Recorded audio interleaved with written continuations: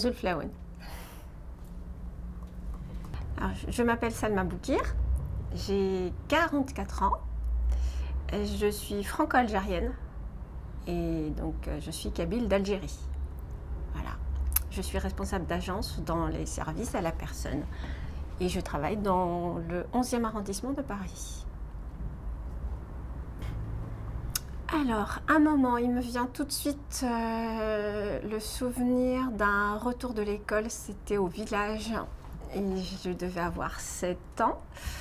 Et on n'avait pas les moyens, donc j'ai dû hériter d'un petit cartable d'une de mes cousines à qui on a interdit d'aller à l'école. Donc j'ai hérité de toutes ces affaires.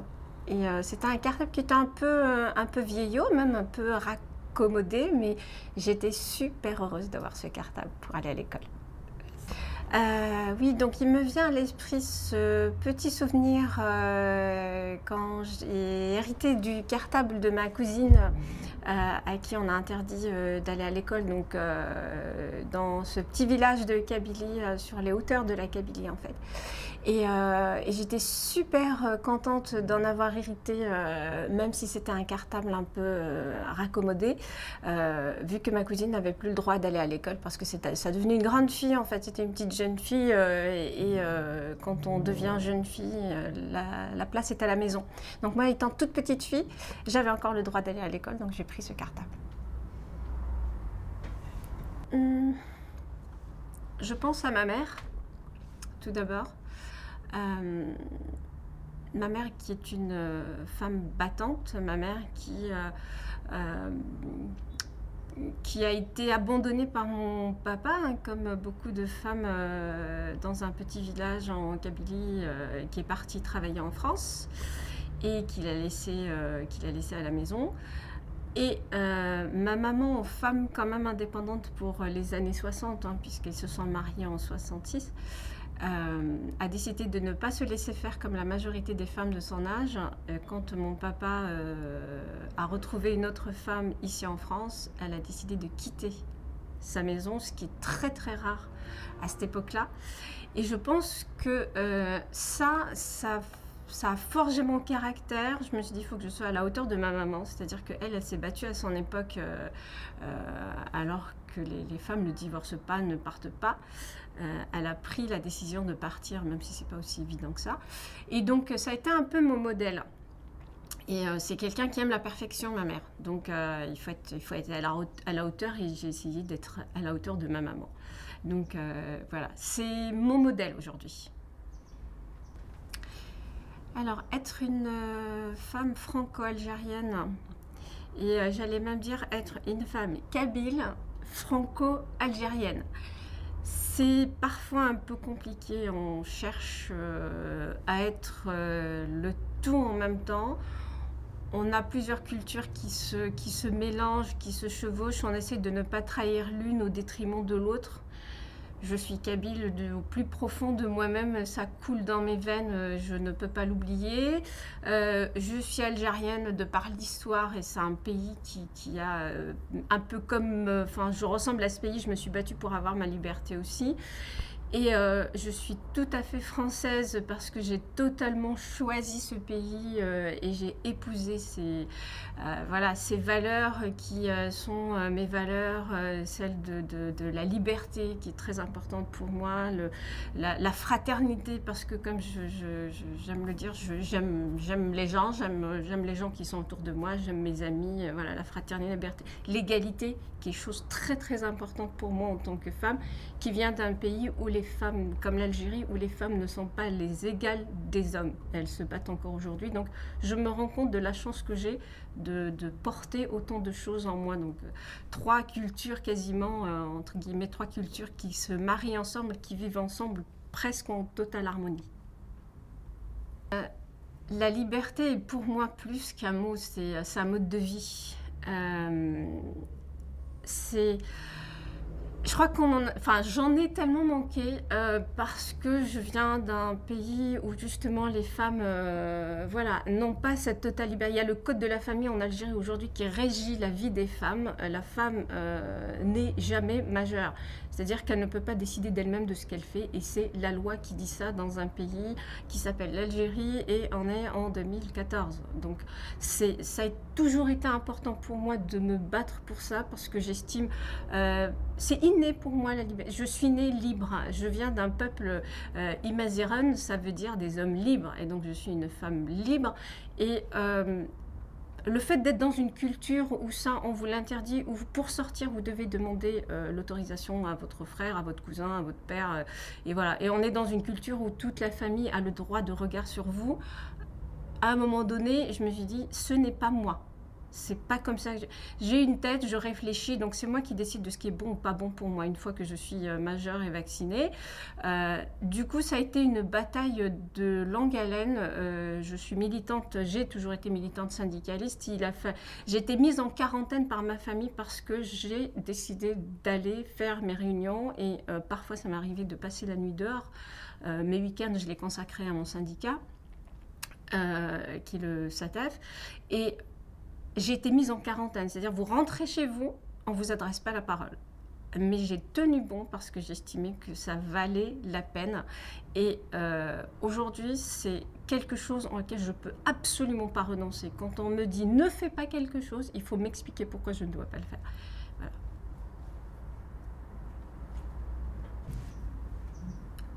Il y en a un que j'aime beaucoup et dans lequel je me reconnais assez. Il y en a beaucoup, mais celui-là en particulier, j'aime beaucoup le citer. C'est, je le dis donc dans ma langue, traduction, même si traduire c'est un peu pas évident. Donc c'est tends ta main si elle est longue, mais si elle est courte, tu la coupes. C'est dans le sens de la générosité. Il faut donner. Il faut toujours donner, ne pas forcément attendre de retour. Voilà, donc je tends la main et puis celui qui est en face de moi va tendre la sienne et on va se rencontrer. Voilà, c'est dans ce don. J'aime beaucoup ça parce que ça me représente assez. Et je trouve que c'est beau de la générosité et le don de soi. Le don de soi, c'est une richesse, mais qui est indéfinissable. Après, ça dépend, je pense, des personnes. J'ai mon meilleur ami qui est un poète très connu chez nous qui m'a dit « Salma, donne le meilleur de toi-même, n'attends pas de réponse, tu ne seras jamais malheureuse. » Pourquoi? Parce que quand on donne sans attendre de retour, et quand il y a ce retour malgré tout, peu importe, ça peut être un sourire. Hein. Vous souriez à quelqu'un, de bon matin, vous êtes dans le métro, vous êtes très heureuse Enfin, moi, je suis très heureuse quand je souris à un enfant, je souris à une femme, que le sourire me soit retourné. C'est rien, mais pour moi, c'est quelque chose de très, très important. Ça me fait du bien de militer dans des associations. Qu'est-ce que c'est? C'est de pouvoir, voilà, transmettre quelque chose, apporter quelque chose aux autres, enfin, tout en étant humble, bien évidemment, que peut-être ce qu'on va leur apporter, ce qu'on va leur dire, le témoignage, ça peut être un simple témoignage de parler de sa culture. En parler aux autres, pour moi, c'est juste un bonheur. C'est indéfinissable, vraiment. Transmettre, ça fait partie de ce qui est demandé à la femme kabyle que je suis, puisque la culture kabyle est une culture orale. Bon, on revient à l'écrit, mais c'est une culture orale et ça a toujours été à la femme de transmettre cette culture. Donc j'en ai hérité, c'est ce que j'aime dans ma culture. C'est le fait de transmettre des valeurs. Voilà, comme le partage, comme la solidarité, comme la générosité, comme l'égalité, parce qu'on est dans... Enfin, voilà. Ça, ce sont des choses pour moi qui sont très, très importantes à transmettre, que ce soit pour mes enfants, je n'en ai pas, mais transmettre aux autres, aller témoigner dans des écoles, comme je le fais pour des associations, c'est parler de ce qu'on est à des gens qui ne nous connaissent pas, mais qui finalement se rend compte qu'on partage des choses et que c'est possible. C'est dans ce sens-là, c'est de laisser quelque chose derrière soi. C'est pas forcément un enfant, c'est une parole qui peut se transmettre comme on sème une petite graine et qui en donne d'autres. Donc moi je le dis, quelqu'un d'autre va le dire encore. C'est juste génial. Pour moi, le plus important à transmettre, c'est vraiment le vivre ensemble. c'est peut-être le fait d'être partie, le fait d'être une émigrée quelque part. Ce que j'essaye de dire aux autres, c'est qu'on est vraiment capable de vivre ensemble malgré ces différences. On peut ne pas parler la même langue, on peut ne pas voir la même culture. La solidarité, c'est dans toutes les cultures. La transmission des valeurs, c'est dans toutes les cultures. Les valeurs en soi sont dans toutes les cultures. L'amour, c'est dans toutes les cultures. C'est-à-dire qu'on a une langue commune qui est celle de l'humanité, celle de partager ensemble quand on part quelque part. C'est de s'adapter sans s'oublier. Il me revient une citation de Gandhi qui dit: il faut ouvrir toutes ses portes au vent, mais prendre garde à ne pas être déraciné. C'est de se souvenir de ce qu'on est et d'être bien campé sur ses pieds et de vivre n'importe où, mais en s'adaptant tout de même. Ça, c'est quelque chose de... Voilà, s'il y a une chose que j'ai envie de transmettre, c'est celle-ci, c'est vivre ensemble, mais dans l'harmonie le plus possible, quoi. Émigrer, décider de partir, c'est une décision qui n'a pas été très facile à prendre pour moi, parce que je suis quelqu'un de très très attaché à ma terre kabyle, même si elle ne donne pas beaucoup. Maintenant, il y a des valeurs que mon pays ne partage pas avec moi, ou je ne partage pas avec mon pays d'origine qui est l'Algérie, comme celui de ma liberté, qui est très importante pour moi. J'ai quitté l'Algérie en 2001 à un moment où ce pays-là a tiré sur des enfants et qu'il y a eu 123 morts. Et je me suis dit, on tue des gens juste parce qu'ils sont différents. Parce qu'ils parlent une langue qui n'est pas la langue officielle du pays. Ils tuent des gens parce qu'ils sont justement sortis dans la rue pour dire qu'ils sont différents, mais qu'ils acceptent de vivre dans ce pays-là, mais qu'on reconnaisse leurs différences. Donc, à un moment donné, j'avais craint pour ma vie parce que j'ai été menacée aussi, mais menacée personnellement, pas comme quand on peut sauter sur une bombe dans un pays où il y a du terrorisme, comme ce fut le cas en Algérie dans les années...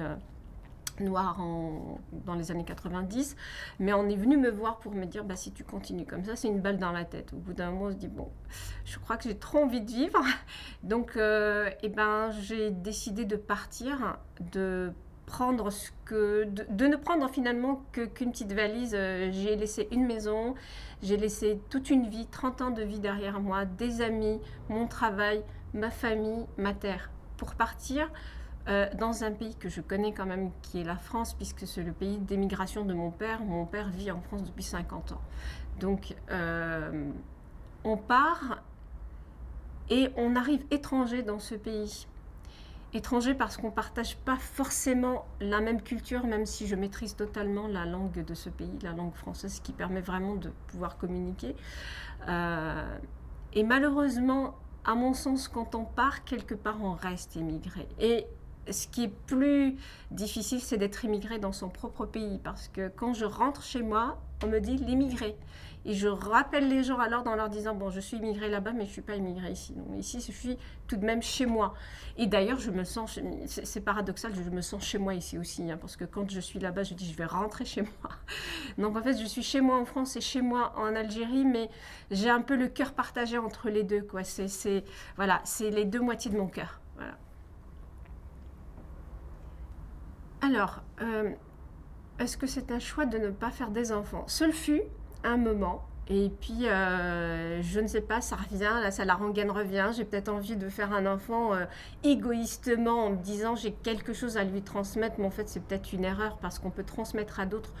Ce que je fais d'ailleurs aujourd'hui, c'est peut-être une compensation aussi pour moi d'aller témoigner de mon expérience de migrante dans des établissements scolaires en France. C'est aussi ma façon de transmettre mon histoire. Mais c'est vrai que je viens aussi d'une culture qui est une culture minoritaire et je me dis, bah, moins on fait d'enfants, moins cette culture se transmet. Mais je ne suis pas assez égoïste pour me dire, si, après moi c'est le déluge, hein, même si je ne suis pas là, il y en a d'autres pour reprendre le flambeau.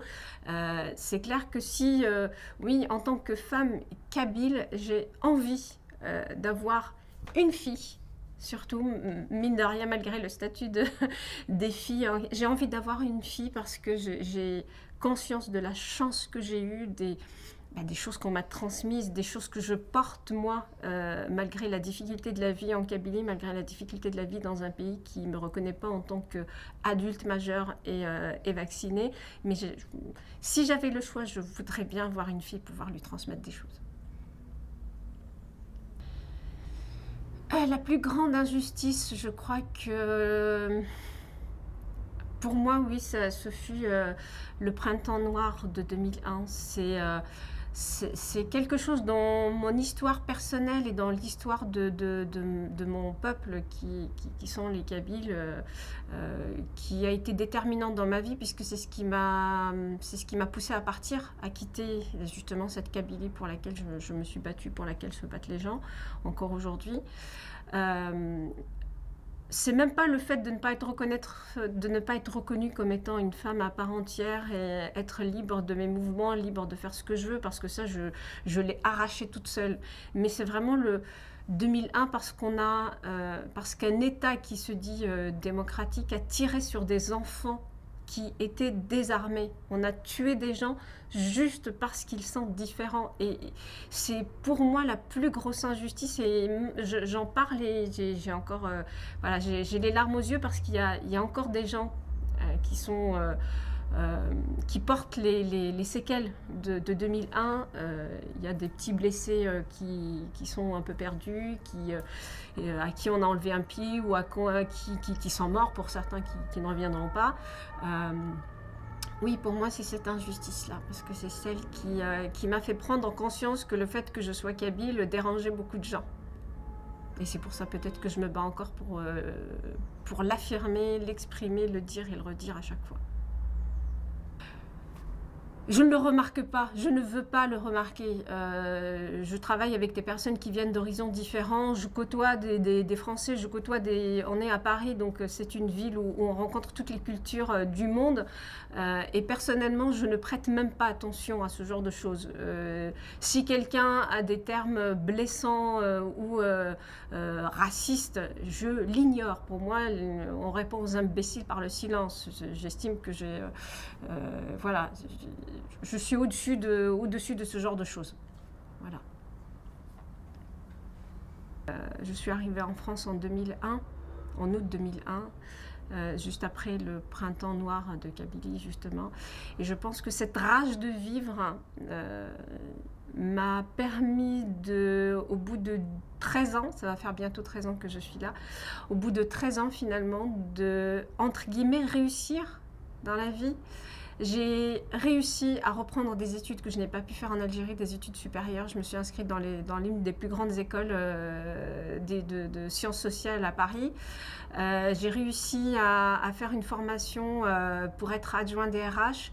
Je me suis battue pour évoluer dans les entreprises où j'ai dû travailler. J'en ai 2 en fait en tout depuis que je suis arrivée en France.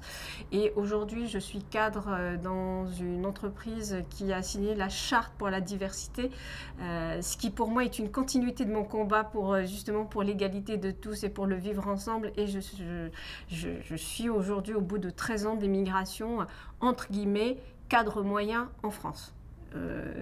Alors que je suis partie sans mon bac de l'Algérie, et c'est juste, pour moi, c'est génial. Ça me représente totalement.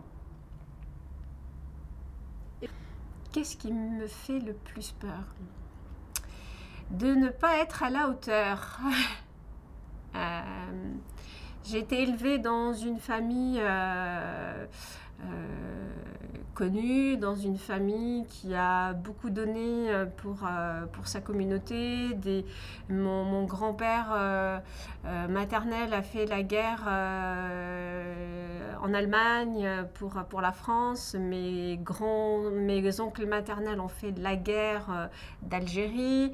Alors ma mère qui a bravé un peu les us et coutumes et a divorcé à une époque où on ne divorce pas, être à la hauteur de tout ça, c'est pas évident du tout. Et puis être kabyle, quoi, c'est un combat de tous les jours, parce qu'encore une fois, je porte peut-être le combat de mon peuple, pas toute seule bien évidemment, mais je me définis totalement dans ce peuple qui se bat tous les jours pour sa liberté, pour être différent et être accepté pour ce qu'il est. Je ne suis pas l'archétype d'une femme kabyle, mais je suis néanmoins tout de même totalement kabyle. Donc j'ai peur de ne pas être à la hauteur de cet héritage-là et de faillir quelque part, même si je sais qu'être un être humain, de toute façon, par définition, est faillible. Pas plus tard qu'il y a à peu près une dizaine de jours, j'ai une personne, un collégien en région parisienne qui m'a posé la question, sachant qu'il y a le cliché « je suis algérienne, donc je suis musulmane, je suis arabe », qui m'a posé la question « mais madame, est-ce que vous êtes musulmane ?» Et j'ai répondu que non. « Est-ce que vous mangez du porc ?» Ben oui, je mange du porc. Ça, pour moi, ça participe aussi de l'enseignement de cette différence et puis de casser les clichés. C'est pas parce que je suis algérienne que je suis arabe et musulmane. Je peux être algérienne et je peux ne pas avoir de religion. Je peux être algérienne et être chrétienne, ce qui existe encore. Je peux être algérienne et être totalement autre chose. C'est pas bouddhiste. Voilà. Pour moi, c'est un principe. Quand on témoigne dans des établissements de sa vie, d'où on vient, il n'y a pas de raison qu'il y ait des questions auxquelles on ne réponde pas et qu'on ne réponde pas sincèrement. Ava Vainova, donc l'auteur Ibn Mohamed, décrit une scène, la scène dans une petite maison kabyle au fin fond de la montagne de Kabylie en hiver. Je vais essayer de la chanter, de ne pas le... ادخلي اللي انت قلت هذا ذينوبا جنتي زفقاتيني ما يلي غريبة وقدر الوحش الغابة هذا ذينوبا وقدر ولد نكيني يلي غريبة La la la la la la la la la